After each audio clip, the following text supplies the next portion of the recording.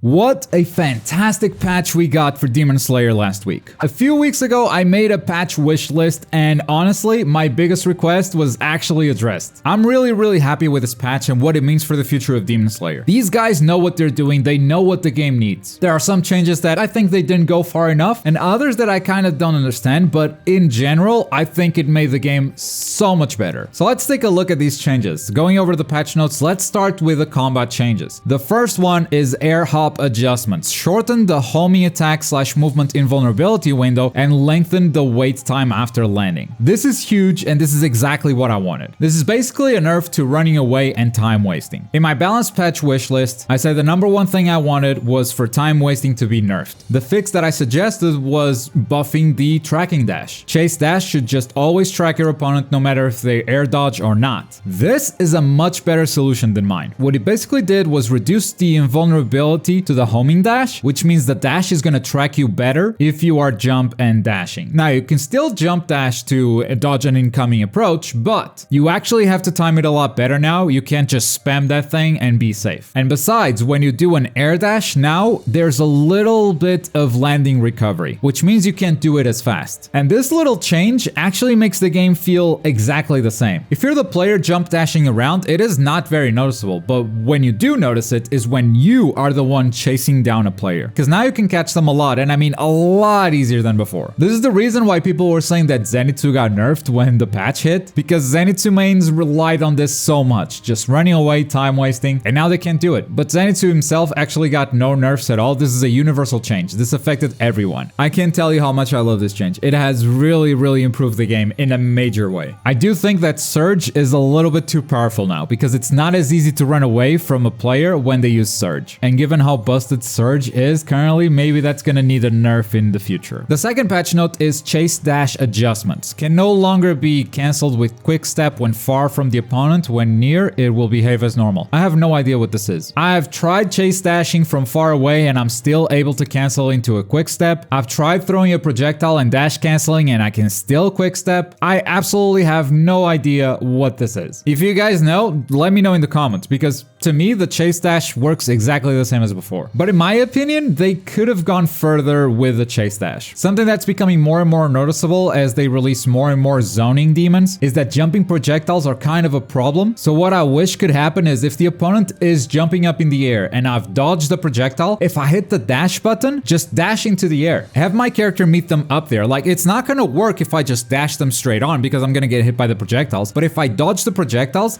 let me punish that with a dash. Characters can already dash up during a combo with a dash cancel. So why not do that in neutral? If the character's up there, it just feels odd to dash and stop in the ground. And the third change was throw adjustments. Increased damage of throw attack. I think the more player skill increased, the more high level matches we got, the less throws we would see. Very often players would rather go for guard breaks because they're getting a lot more from it. So buffing throw damage across the board I think is a very good idea. That said, I don't understand why they buffed certain characters more than others. Akaza was the biggest winner, he had the biggest increase. Now his throw deals 1700 damage, which for a throw that is as fast as that is kind of insane. But the craziest one for me personally was Hinokami Tanjiro. Hinokami has a long range throw and now it deals 1800 damage. It's the highest damaging throw in the game, tied with Rengoku. He has the same damage, but Rengoku's range isn't that big. Hinokami grabs you from across the stage. That throw is now absolutely insane. And those are the system changes. Now let's talk about some character changes. First up, the nerf that everyone wanted to see, the Water Tanjiro Water Wheel nerf. Water Wheel now has delayed and reduced mobility / speed of attack hitbox. This basically means the attack takes longer to come out, and also it doesn't move as far or as fast. I don't think the move is bad at all. I think Tanjiro mains will still be able to use it very reliably, but it's a lot easier to see it coming. It's a lot easier to react to it and just block or even parry. It's not the easy brainless button anymore, but also they didn't nerf it to the ground to the point that it became useless. No, Tanjiro is absolutely fine. Water Tanjiro still deals a ton of damage for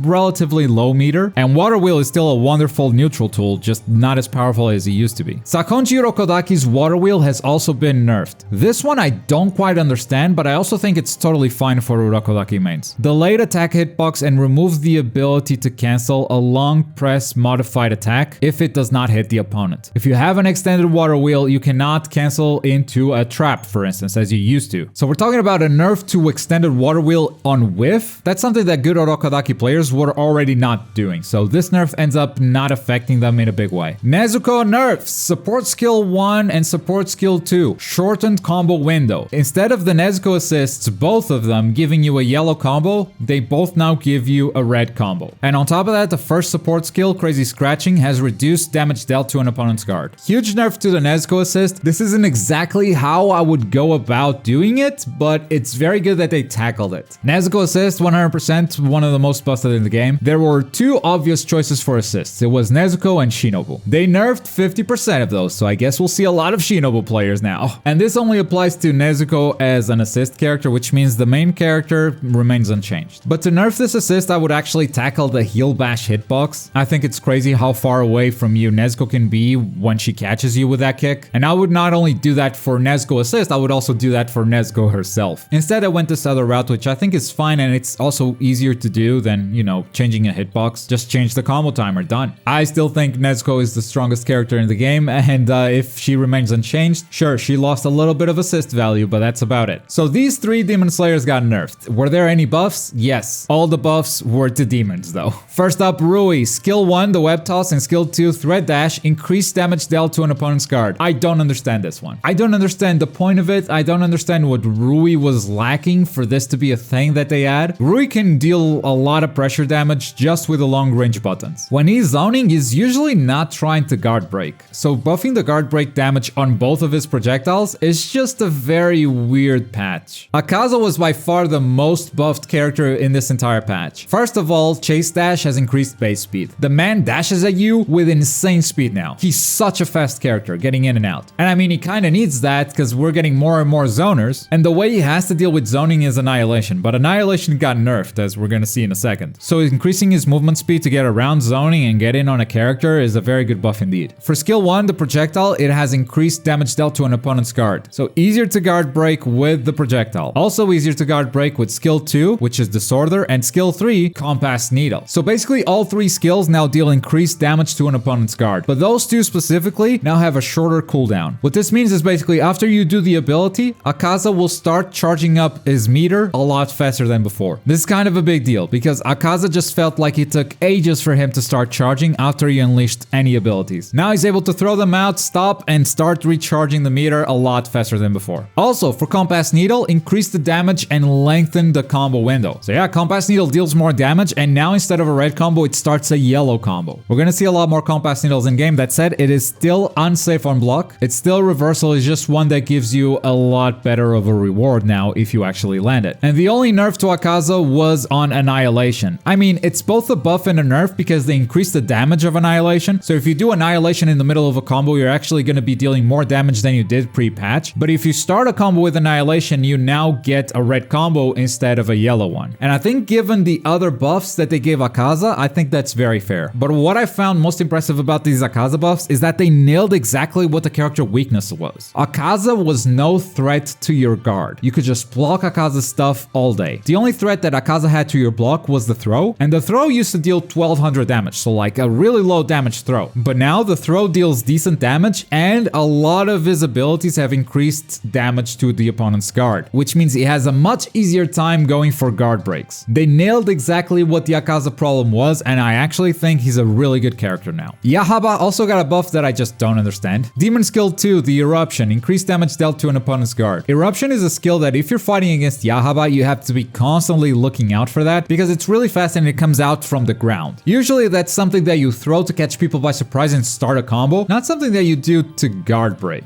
Spending demon skills to guard break is kind of weird. I don't think Yaiba mains are going to take much advantage of this buff. And then we have Susamaru buffs, and this, oh my god. These are the only buffs that I completely disagree with. Everything else was either, yes, I completely agree with this, I'm totally on board, or I don't quite get it, but it doesn't seem like a problem. Susamaru buffs? Are you kidding me? Susamaru is probably the strongest demon in this game, and now they basically buffed the damage she deals to guard and the chip damage that her abilities deal. So first of all, ball kick and let's call it the machine gun. They both guard break better and they deal a ton more chip damage. The second skill, the spinning throw, doesn't deal more chip damage, but it deals more guard break damage. And the third skill, piercing kick, if it is charged up, it also deals more guard damage now. So now Susamoru is scary if she hits you because she's a big damage dealer, and she's always scary if you block her stuff. Anyway, it's one character, and out of this entire patch, if I only disagree with one character, I think that's pretty good, especially the air hop adjustments. My god, those are so good. Also, they added 60 FPS to custom matches, and from the looks of it, they actually fixed the 60 FPS. Demons are no longer regenerating health at twice the speed. I think the folks in Korea are actually running tournaments in 60 FPS, but I still want to give it some time. It's still not available on ranked because PS4, Xbox One,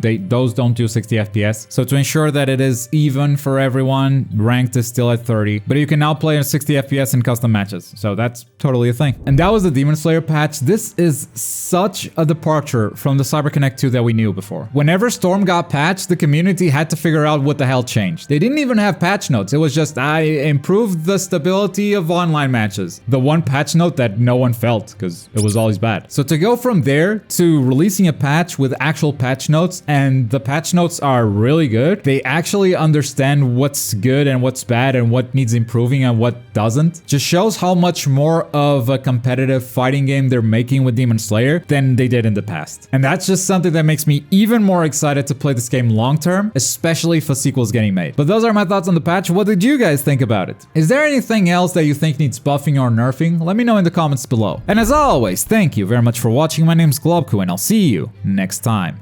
Bye!